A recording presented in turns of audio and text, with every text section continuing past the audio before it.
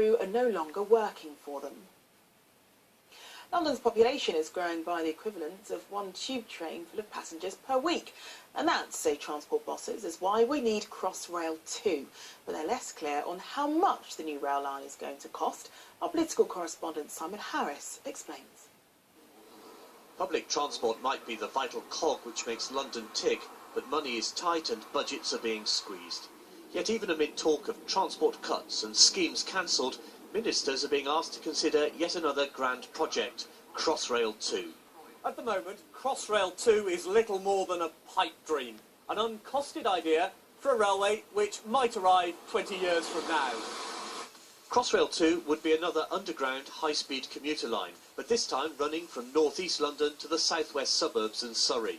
The case for Crossrail 2 is London's population is growing and the trains will struggle to cope. People are coming to this city whether we cope with them or not. So actually a tube train of people is coming to London to live and work every week, another tube train. So we have to plan for the future. Can I give you a leaflet about Crossrail 2? It's a wonderful plan to connect Wimbledon with central London with a new high-frequency train. London's mayor was in Wimbledon to launch a consultation on the route of Crossrail 2.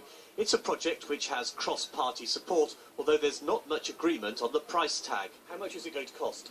Well, it will cost, we think, between 9 and 12 billion. How much is it going to cost? Very, very early days. We don't know the final figure yet. How much is it going to cost? That's an unknown at the moment. It'll be of the same order of magnitude as Crossrail 1. These are early days for Crossrail 2. Crossrail 1 doesn't open for business for another 5 years. But the project's backers say the planning must begin now. Simon Harris, ITV News, Wimbledon. Chelsea